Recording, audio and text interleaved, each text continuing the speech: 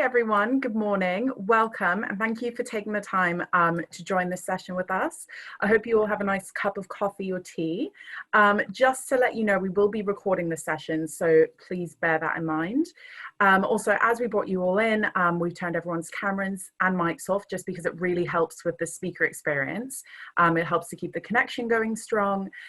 So if you could please keep those off, that'd be much appreciated. And also if you can switch to speaker view if you're going to be watching for the best viewing experience. So I'm Gwyneth Sweatman and I'm the Chair of Public Affairs Cymru, which is Wales's only public affairs professional representative body. So we're obviously a membership organisation, which you all know, speaking for and with those working in the public affairs industry in Wales. So I'm really excited this morning because this event is the first of a series of events we're hosting called the Senedd Election Countdown.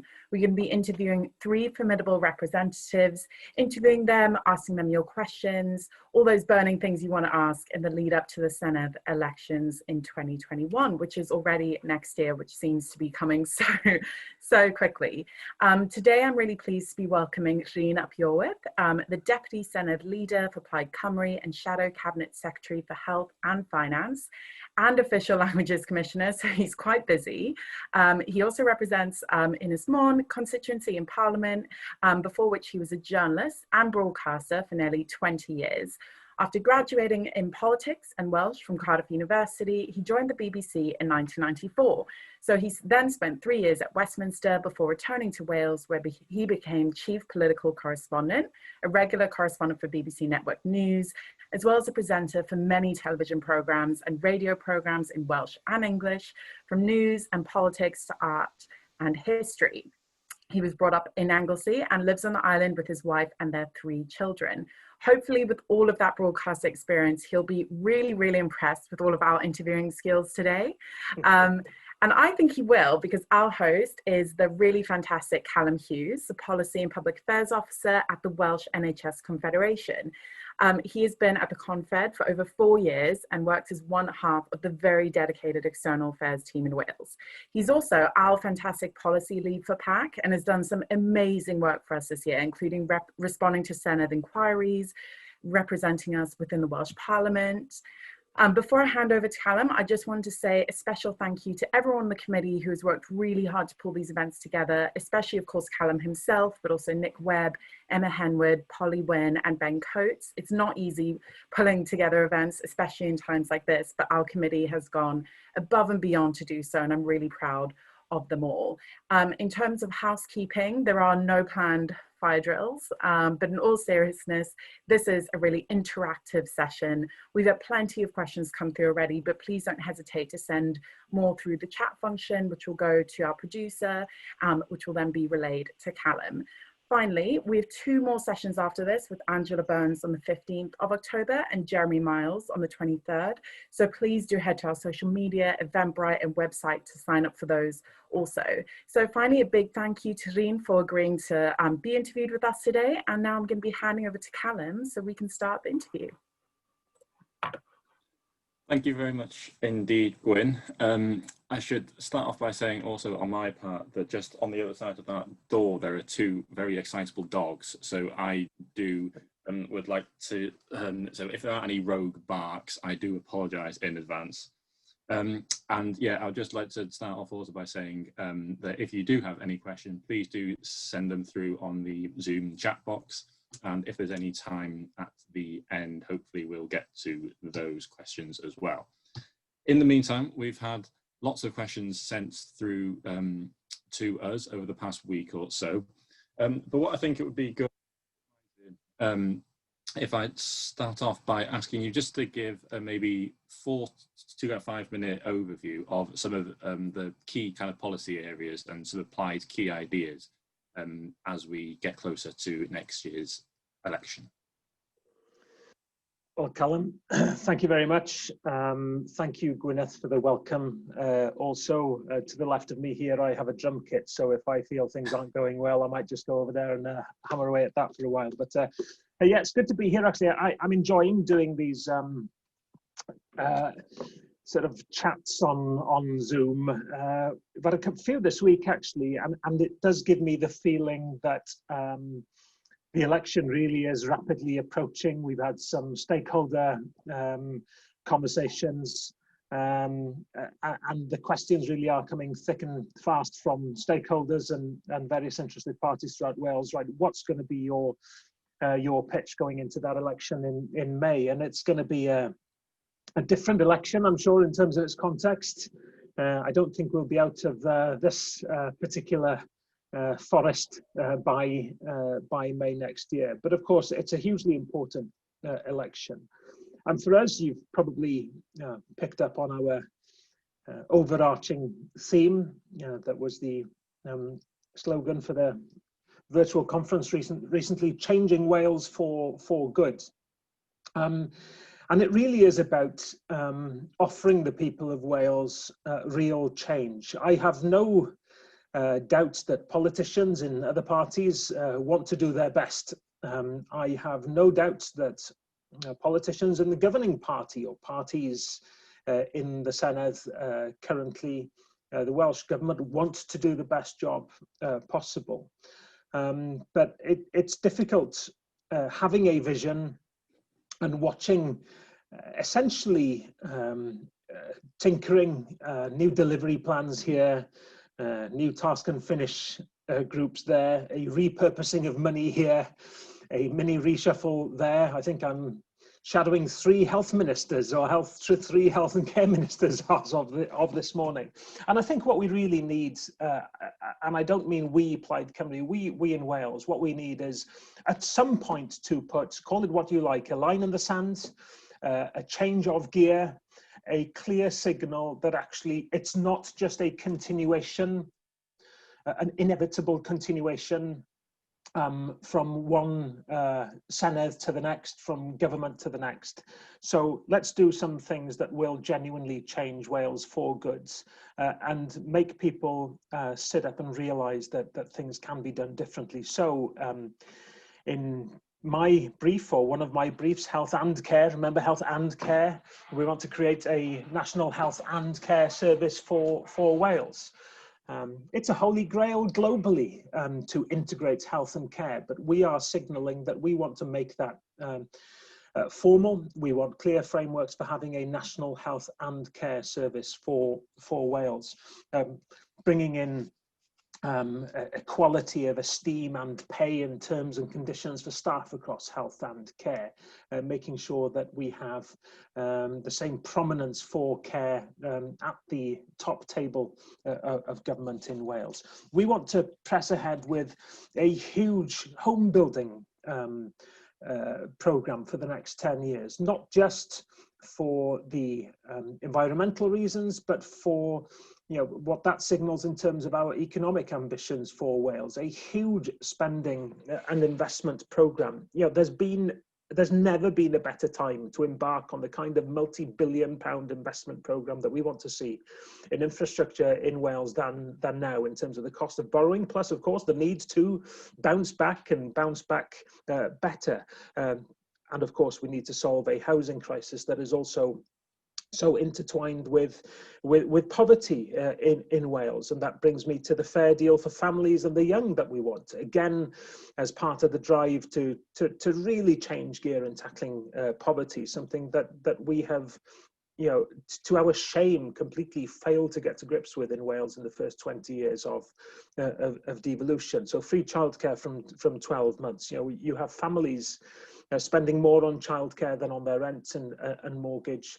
And we can't let that happen if we want Wales to change. We want to see if we can change and reform the unfair council tax, bringing council tax down for the average families. We want to guarantee employment, training, or business startup support, whatever fits best for everybody between 18 and 25. So we want to do radical things, and we want the opportunity to do that. We're asking for the blessing of the people of Wales to let us embark on that period of change. And of course, we have the most positive ambition possible for Wales, which is to make us a country responsible for all these things as an independent country. It's a hugely exciting vision that has really everybody is taking notice of the independence agenda like never before. They might not be on board yet, but they know it's on the agenda. It is something that is in the imagination of the young people of Wales, and we want to drive that forward. And it's an exciting time, but I want to be a part of that exciting time in government, not trying to influence government, as we have done very effectively in many, many ways from the opposition benches. I remember Professor Richard Wyn-Jones saying he could make a very strong case that Plaid Cymru has been the most successful force in Welsh politics in the last quarter of a century. Because we have managed to achieve, most of what we have set out to seek. Imagine what we could do from government. Thank you very much. That's really helpful, I think, and I think that kind of gives us a really good sort of overview in terms of how we approach some of these other kind of questions. And I think that you have kind of touched on this in your opening statement there, but I was just wondering how. It seems to be the case that all of the kind of conversations that we're having now are informed basically by the things that have kind of gone on over the past sort of 6 or 7 months. So I think it'd be interesting to know as to the extent to which what has gone on in the past kind of 6 or 7 months has influenced Plaid Manifesto, and also if it's actually had an impact on you sort of personally, and if it's changed your own ideas about how we do our own politics in Wales. Yes, it's the context to everything, isn't it? It's made us all as individuals and as political parties and people involved in policy making in Wales think differently, because we're having to deal with the here and now, an emergency. And it's government's job to deal with that from day to day, but it has elevated the importance of scrutiny and holding government to account as well, because we've tried to do that as positively as possible, supporting government where we think they're getting it right, and really scrutinizing them as firmly as we can on elements that we think they can do better. So it's emphasized the importance of our political structures having devolved administrations. Devolution has really proved its worth. It's also earned a new understanding of devolution in the minds of the Welsh public, I think. In seeing that things are done differently in Wales, and I think we can all reflect on that and build on that. But I think it's also emphasised many values. There are values that we think are particularly strongly held still in Wales. Values of community and so on, and I think that's been proven right in many ways during this pandemic. And it was something that was confirmed in a meeting that I was in yesterday with the British Association of Psychologists, who said that they were seeing very different patterns in the way communities were coming together across the UK. So I think we've seen the value of community again, which gives us opportunities to push and reinforce policies that are based on those values of community. But it's also emphasized, we've remembered how important health and the health services, but also crucially how important care is, which again, we've been talking about bringing health and care together for a long time. But in the context of COVID, goodness me, it just feels the completely natural thing to do. It's not so much of a sell, is it, to explain to people, health, well, care is also important. Well, hey, we know that now. People remember that now, and I think it gives us confidence in putting forward sort of policies in those areas. So yeah, it's changed many things. Plus, of course, it's raised the level of urgency on other elements. My last brief was the economy. And I was talking in that brief about the need for the sort of multi-billion-pound investment program in growing and making Welsh infrastructure more resilient. that's just become, has gone from there to there in terms of its urgency. And I just want to deliver on it. Now's the time. And we have the opportunity, as I mentioned, through the, incredibly cheap levels of borrowing that can allow us to embark now, exactly when we need it, on, say, a 30-year investment program. Knowing, with confidence that we're going to be able to pay that back and we'll have a better Wales for it. Thank you very much. And I think I would absolutely agree that the link between sort of health and care and the fact that you can't address one and not address the other at the sort of same time has become extremely clear over the past kind of 6 or 7 months. And I think that we can all agree that whatever Out of Wales looks like at the end of this, we can probably use that as a kind of useful frame in terms of how we have that kind of conversation about health and social care in Wales, especially with what we know about our ageing population and all of the other sort of information that we have to inform that. And so with that in mind, so would you say that Plaid has any kind of overarching theme to its manifesto? And I would just ask you on that, and is there anything that those on this call can do to shape their own calls in a way that might have, that more easily kind of fits in with that overarching theme? I mean, I've mentioned the theme of change and the need for radical change, but it's a change for a purpose. And if I'd sum that up, I would sum it up in terms of creating fairness and equality of opportunity. We have an unequal society in many ways. And if you look at policies on housing, for example, it's about sort of giving equity in housing. If you look at our policies on childcare that I mentioned, it's about giving everybody the opportunity, that sort of strong platform through provision of free childcare. The current government has made its pitch. It has introduced its own free childcare program. I think it actually omits the people that need it most, and it doesn't provide that kind of equality of opportunity that we think is necessary. So we have a vision that's about making Wales an equal nation, a nation of equals, free childcare and social care, guaranteeing opportunity to youth, whatever their background, whatever they are, and dignity in old age, having a stronger, smarter economy, high-skilled, well-paid jobs in areas where they haven't been before. So it's about seeking out that equality of opportunity for people wherever they are. Thank you. I should say as well that I did make a promise to everyone that I wasn't going to ask just health-related questions. But so as there are just a couple more that I was hoping to ask you, and I think there are quite a few that will be of interest to an awful lot of people on this call.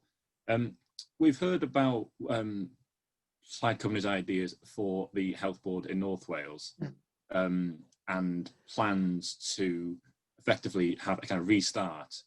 I'd be interested if you could just expand on some of the reasons why you think that a total, if you like, sort of all Wales reorganisation shift is needed, and what Plaid Cymru's alternative looks like.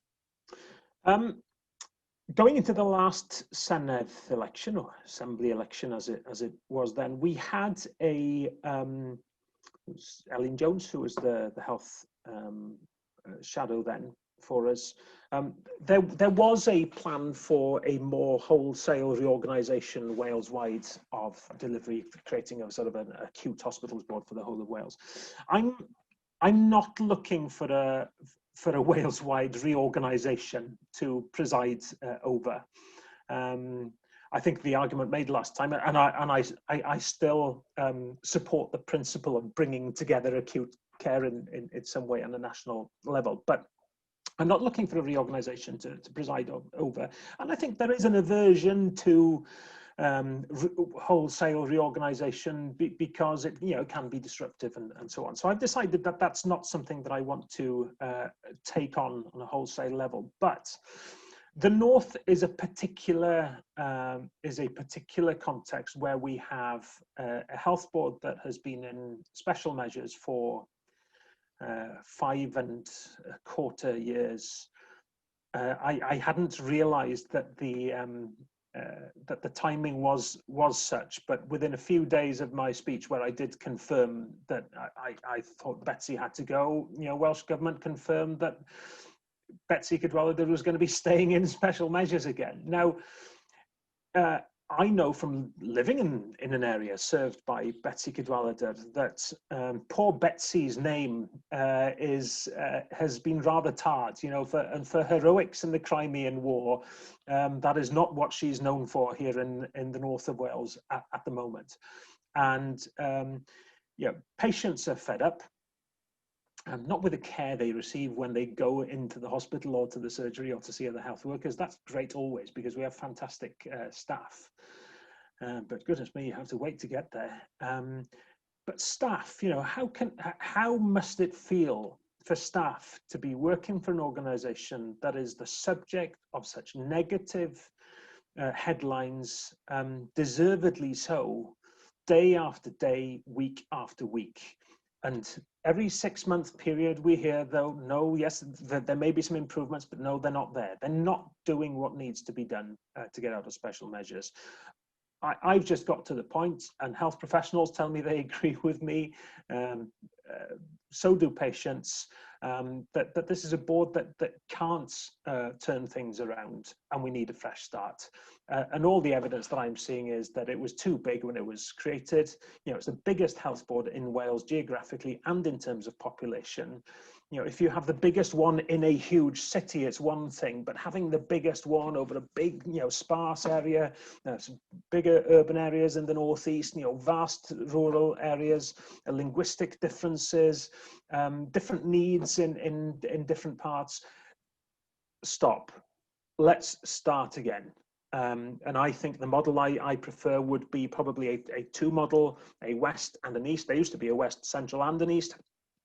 I'd consult on that in government, but it's the two model that I prefer, and we build a new health service based on that. And of course, that would be a new health landscape delivering on what we want in terms of creating a national health and care service. So in a way, I'm not looking for pilot schemes. We've got to do this, but you do have a new, a fresh start that can deliver this. Working with local government that have been so valuable through this COVID pandemic. Using their expertise in delivery of social care locally, but making it really joined up. But yeah, it's time for a fresh start. And everything, every time they've tried to move to a North Wales wide basis for delivery, it hasn't worked in health and care, I don't think. So yeah, fresh start. Thank you. And so you're saying that, so that's something that you'd launch into a consultation on in terms of... Yeah, I mean, we're being clear, it will be split up. There are different models for splitting it up. I'm saying let's split it in two. There might be some really strong cases made that, well, let's look at a 3 model, but I'm saying let's make it a 2. But my background isn't delivery of health. I want the experts on the ground, people that you work with every day, Callum, to deliver that. And we want to make sure that we consult on it properly and make sure we have the right model. What I do know is that what we have now is too big, it's too cumbersome. It's trying to do something that I've concluded it can't. I think that's extremely useful, and I think because it's the area that I call home as well. And so I think that the access to kind of services, just in terms of how far you have to drive to get to sort of any sort of hospital, sometimes is one of those things that seems like such a kind of basic thing, but it is one of those things that always makes the news. Yeah. And so it's kind of one of those things that I thought I'd be extremely interested to get your thoughts on. On a more strategic level, I think everyone sort of on this call certainly works in the health sector, we all sort of buy in to the argument that what we really need to do is not have an illness service so much, but have a health service. And what we actually want is to have a kind of health service that actually does all it can to sort of keep us not in hospital and not actually in any need of that. So if we all agree that what we really need is for the vast majority of people to stay well for as much of their lives as possible, then how will Plaid Cymru look at the whole sort of primary care landscape? And what can we really do to get that shift from what I think a lot of people think of now as an illness service into what we actually want is a kind of wellness? Yeah. I broaden it out, and it's not just primary care, it is sort of public health as well. I'll give you an idea of what my vision is and where we want to get to. I would like us to be in a position where pressure on the health service, the expensive end of secondary, tertiary care, is so sustainable that we can be spending health budgets, what we would traditionally call health budgets, on building things like football pitches, on investing in that side of the preventative, active travel, sports facilities, physical activity infrastructure, all that, because for its social benefits for mental health, for its physical benefits for our physical health. So that's where we want to get to, and I want the preventative to be at the heart of spending. Currently, the problem that we have now is the acute, and tackling waiting times, and trying to bring in cancer diagnosis early and that kind of thing is very, very expensive, and there's no breathing space in order to transform the health service in the way that we would like to see happen. So we want to focus on the preventative. We want to move, as you say, from an illness service to a health service, and it's that transformation that is the challenge. How do you invest now in the preventative? Really emphasize that while still paying now the costs of failing to have made the investment in the preventative in the past. We need to build a transformation fund. Part of that we are proposing will come from a levy, a tax on the most unhealthy of foods. You will know that Plaid supported a levy on sugary drinks for years, and we were quite literally laughed at by Labour members and those in government in Wales. Laughed at. I sat there in the Senedd chamber, being laughed at and pointed out by people thinking how ridiculous we were in wanting to raise funds through sugary drinks and wanting people to drink less of it. And how can you square that? Grow up. We now know, of course, that it is policy UK-wide. It was brought in Wales through the back door because UK government decided that it wanted to act. Welsh government had rejected that. And we think we could and should do something similar with unhealthy foods as well, because it's part of the preventative agenda, and it's a way to try to build that transformation fund.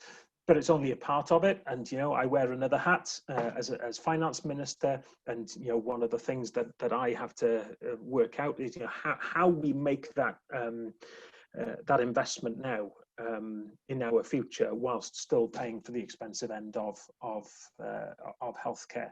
So it is a major part of what we want to do in government. The creation of national health and care, a national health and care service, is about absolutely transforming the way that we look at health. And again, government has been doing some of it, has done some things well.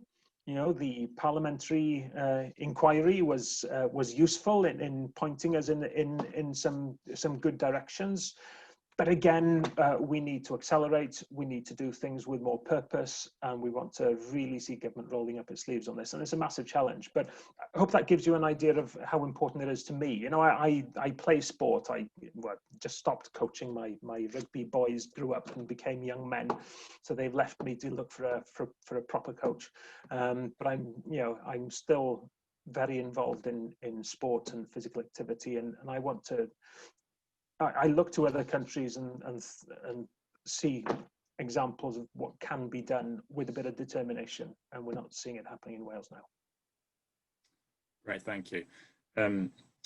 I should say that we've got around halfway through and hasn't been any barks at all from the room next door. So, and I haven't played the drums either, so we're okay. Fantastic. So we're doing okay. Which seems like a good point at which to sort of instigate a little bit of a gear change. So I think actually one of the things that I'm quite sort of passionate about, and I think there's been increased talk of this over recent months, although it has become lost a little bit with everything being sort of COVID heavy, which is the importance of adult learning and the whole importance of actually having the opportunities there for adults to actually sort of keep learning in all of their all of their sort of adult lives. And I was just wondering if in light of the stats that I saw recently, that both in the UK and in Wales, all of those numbers have been going down for quite a number of years. If Plaid Cymru has any ideas about how that could be increased, and if so, what sort of opportunities do you think might come from an increased number of those people taking part in adult learning? Is it at this point that I check in a caveat and say, you know, when it comes to my fellow shadow cabinet members' briefs, I have to be very, very careful, and I apologise for not having to hand what our policies are on various elements, including adult learning. I mean, what I can do is speak in more general terms about that, because I don't know specifically what we're going to be saying in our manifesto next year on adult learning, but I know from constituency work, I know from issues that were raised in earlier sessions similar to this earlier this week, that, you know, lack of investment in sustainable adult education is problematic. You know, I've heard of, you know, courses being lost, and that having a real impact on people's lives. People can have ambitions and do have ambitions to learn more and improve themselves and reach new goals at all ages in their lives. And, you know, I think we genuinely have to make, you know, education a lifelong thing. And you know, coming back to what I do know in my brief, it's part of looking after the nation's welfare as well, providing education opportunities to expand horizons at whatever point in one's life, to, you know, mix with other people, to, you know, think about fresh ideas is hugely important. Plus, you know, for people, if they're young enough going into adult education, to improve their economic prospects as well. You know, it's a principle that Plaid Cymru supports very, very much. That's great. Thank you very much. And I think also, so I think we'll just go maybe sort of back into maybe an area that does maybe fall under your responsibilities as such. And I think the case is very clear that lots of towns and lots of kind of villages across Wales, even pre-COVID, from a sort of economic point of view, have been impacted extremely harshly for quite a number of years now. I think there's an awful lot of people who feel quite alienated from lots of employment sort of opportunities. And I was just wondering if you could maybe shape some of your ideas as to what Plaid Cymru would do to try and increase those kind of prospects for those living in those kind of communities across Wales. Yeah, and I mean, for years and years, Plaid has been supportive of, regionalising economic targets. Making sure that we don't rely on general economic data to tell us that we're doing okay as a nation.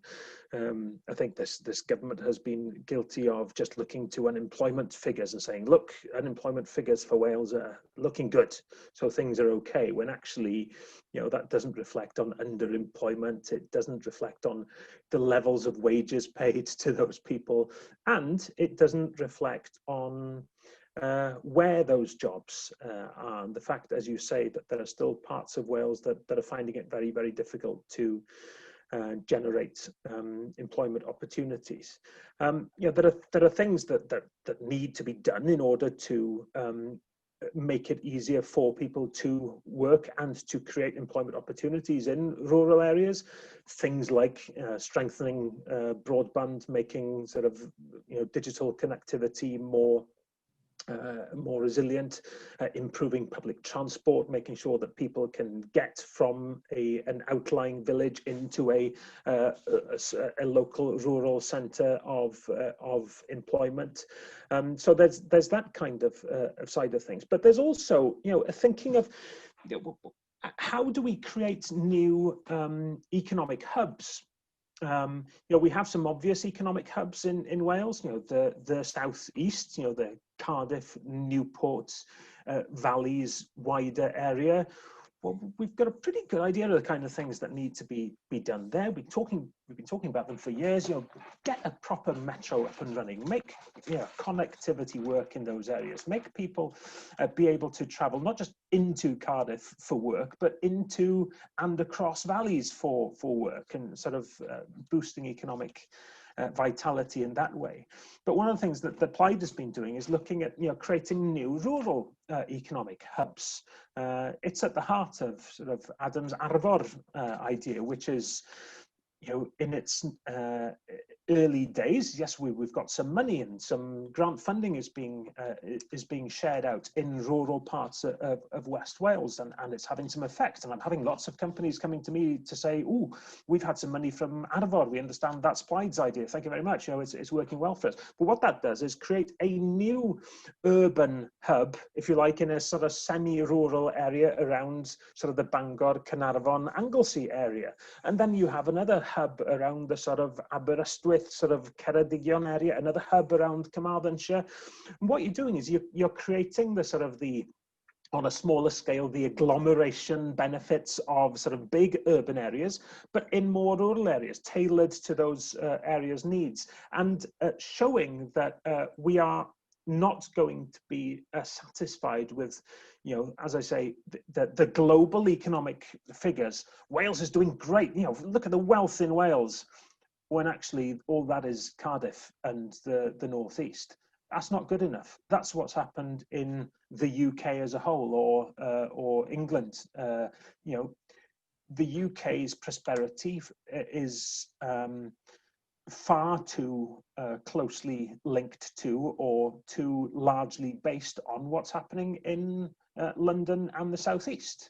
And because the enormous success of London and the southeast in creating wealth, because that makes the UK look okay, what successive governments do is make sure that policies keep on making London succeed, sucking wealth and opportunity and people away from places like rural Wales. We want to reverse that. We want to create the kind of roots of economic success in rural parts of Wales. The most tangible example that I can think of is, I can't quite see it through this window, but it's MSpark, the science park in Gaerwen. Now, I don't know how many of you have had the pleasure of calling into the Menai Science Park. It was the brainchild and was delivered by my predecessor, Ian Wyn-Jones. It's partly why I'm here, I guess. He, after getting that money from Welsh Government to develop it, he decided, I'm going to deliver it, and he stood down and called a by-election, and I was elected myself. The Menai Science Park is as exciting a space to be in as inspiring a space to be in architecturally, in terms of what's going on there, the feel of the place, the ambition of the place, as I've seen anywhere. I think it's the finest public space in Wales. Maybe the Sened's up there as well somewhere, but it's a wonderful place, and it's in the heart of rural Anglesey. We can do it, you know. That's great, thank you. I'm going to ask you now, if you don't mind, about the Welsh language. And so we know from the Welsh Government that they have pledged to achieve 1 million Welsh speakers by the year 2050 through their 2050 Cymraeg programme. I'd be interested in hearing what Plaid Cymru have got to say about that strategy, and also what your own ideas are about how to increase the level and also language speakers in Wales.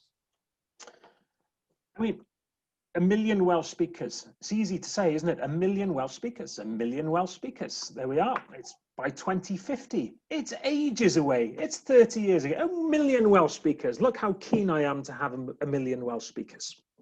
There we are. That's done. Except it doesn't quite work like that. If you want to set a goal, and it wasn't the government's goal, it was a goal, I'm quite sure it was Cymdeithas yr Iaith's 1 million Welsh speakers, and I was delighted that government then decided, yeah, we can go for that. Part of the cynic in me says, oh gosh, there we are, it's not a particularly ambitious target then if government is so willing to embrace it. But it's one of those targets, it's 30 years away. You don't have to sort it out today, do you really? Because, you know, there's another 6 governments between now and then, so we'll be fine. But it's still a laudable aim, and it's the minimum that we should aim for. Point I'm getting to is I'm not really seeing what government is actually doing to make it a reality and to show, yeah, we want to drive this kind of change in attitudes and opportunities to learn that will get us there. I'm not questioning government support for the Welsh language, nothing like that. You know, I think, you know, thankfully we're in a pretty good place politically in terms of attitudes towards the Welsh language. But you know, it's terrible that we have to think that somehow we have to have a good attitude towards, you know, one of our 2 national languages. It's just one of our 2 national languages, and that it should be a given. I think we have to see a real transformation in attitudes towards the Welsh language in education.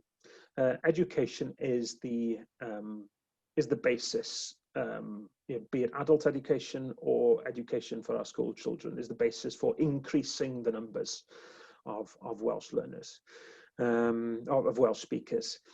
We still have pupils going through schools on Anglesey that at the end of their time in school cannot confidently speak Welsh.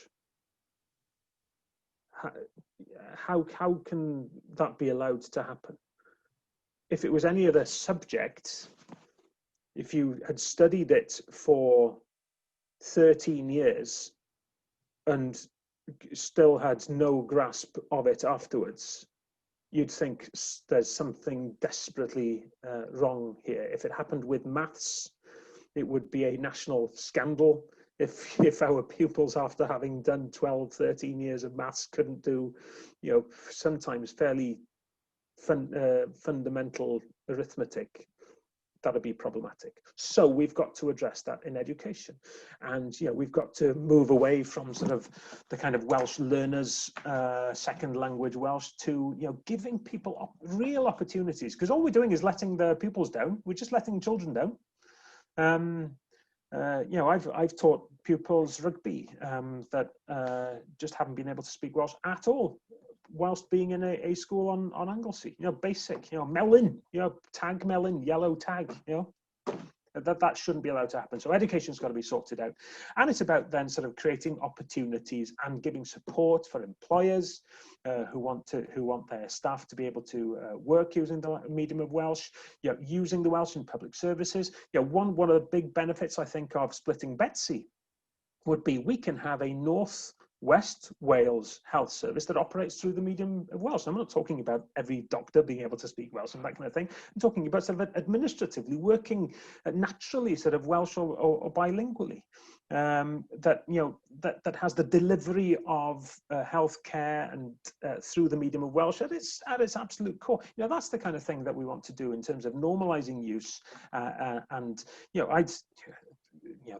are other specifics beneath it, but education is at the heart of it, and giving people more opportunities to use the Welsh language, investing in sort of Welsh language youth services, giving opportunities through music and and film and theatre and sport, through the medium of Welsh, making it normal in everybody's life.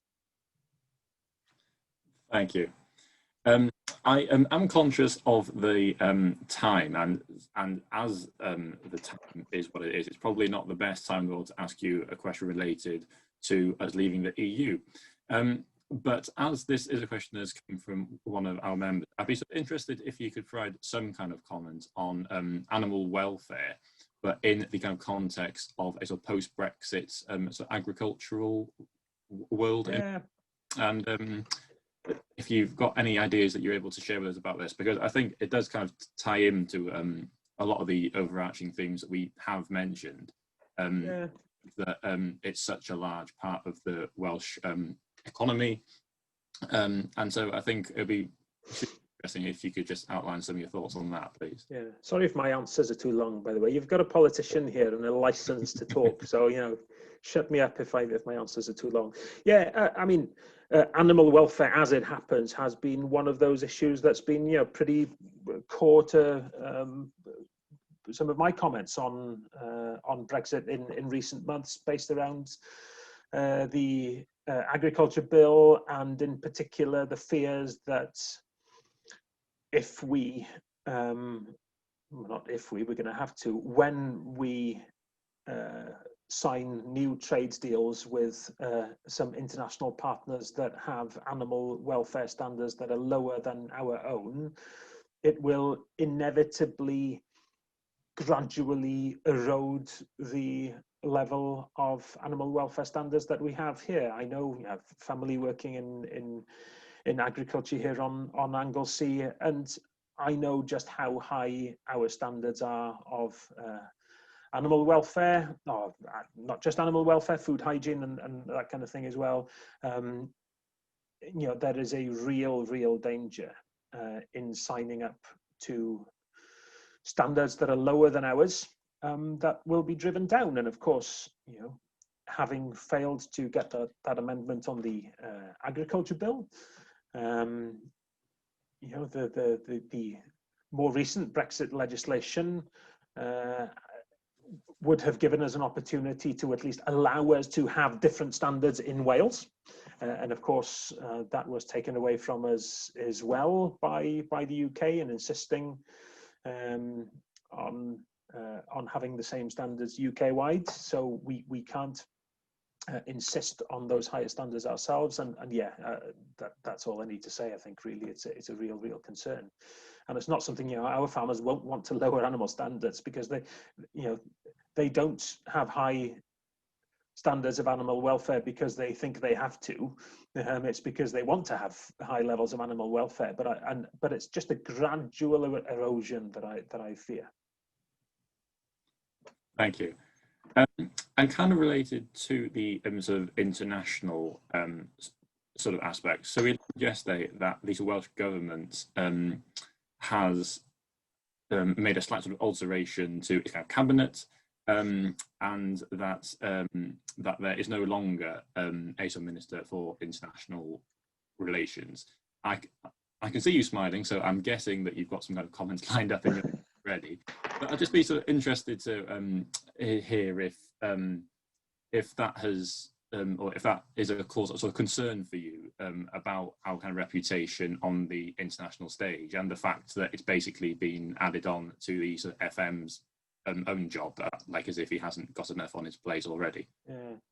It is of concern. I have a few comments here. You know, back to the Welsh language question. We now have Minister for Mental Health, Welfare and the Welsh language. It's the Welsh language is always an add-on to sort of another portfolio, as I tweeted last night, whilst wishing Eluned Morgan well in her new role as one of my 3 ministers that I'm shadowing, just when we need to join up health and mental health and care and what have you. Anyway, I co-founded and am chair of the cross-party group International Wales.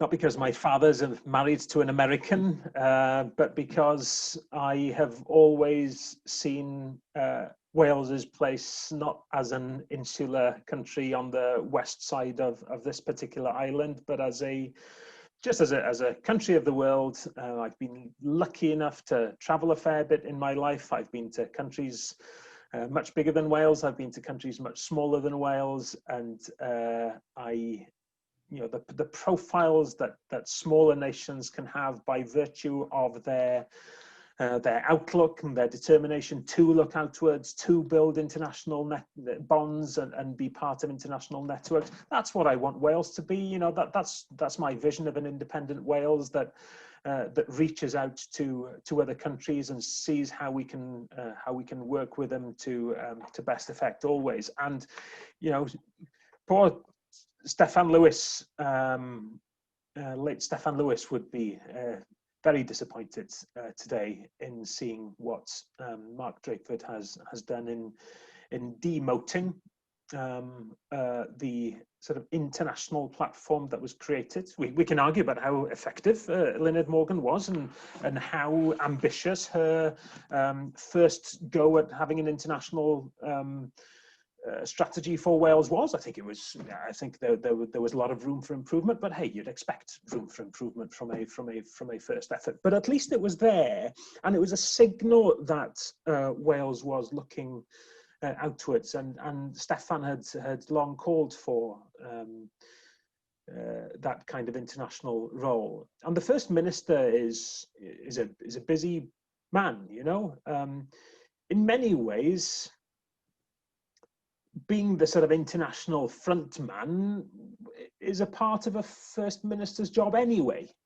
And, you know, poor Eluned Morgan in her role, I'm sure if there was an important international gig, it would have been, and it should have been, Mark Drakeford taking the key role anyway, because if you're meeting, you know, another international statesperson, you send your First Minister. So if he's saying that, yeah, you know, I'll be the face of Wales abroad and what have you, all very well and good, but I happen to know Mark Drakeford doesn't like travelling much, does he? I don't think he's quite comfortable here in Wales, which is nice. But actually, we need somebody who wants to look out to the world, who wants to go out to the world, who wants to make time in his or her diary to work up international strategies, to reach out to people, to actually go and meet them, or to have meetings on Zoom internationally. You know, Mark Drakeford, I'm sure, is well intended in terms of, you know, wanting to build international networks, but he's not going to have the time to do it. He's not going to have the time to drive forward a new international strategy. And I think, you know, we know why the Conservatives were calling for scrapping the international ministerial role, because they don't want Wales to have ideas of, you know, an upstart, you know, little country who thinks it's got an international role. No, that's the Foreign Office's role. Thank you very much.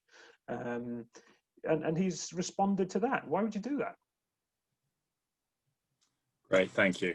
I've got 2 very quick questions. So sitting on the fence on that one, as you can see. I think with still 8 months to go until the next election, I won't hold you to that. I've got 2 very quick questions, if you don't mind, to wrap up. So at the opening, I asked you if you could sketch some of the broad key ideas around Plaid Cymru's ideas. So what I'd be interested to know first is what would happen in the first year of a Plaid Cymru government in Wales, and what would your key priorities be in that first 12 months?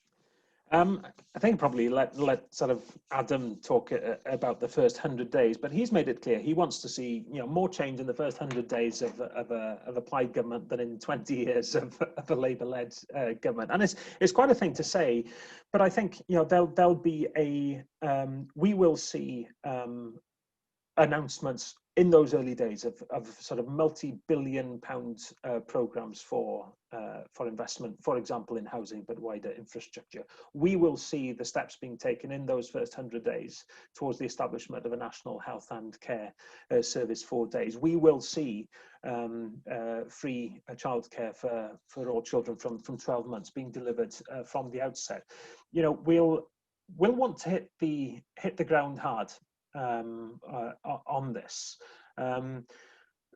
A lot of these pledges are ones that have been worked up over a long period. We've wanted to get into government to implement some of these ideas for a long time. They're well developed. They're mature policies. They're ready to go. And let's just crack on. Thank you very much. And as a very kind of final question, I'd like to ask you, so over the past 6 or 7 months, we've all, I think, had lots of insights into other people's homes that we didn't think that we would be having. I'm sure a lot of the kind of avid viewers on this call will have seen you sat in exactly the same place that you are now. I'd like to ask if there's a story behind some of the instruments that you. Oh gosh! I sort of understand that that you haven't just got a drum kit, but you've also got bass and amps and guitars and the whole lot. So, is there a particular story that you'd like to share with us around any of those? No, yes, I'm quite musical. There's a drum kit there.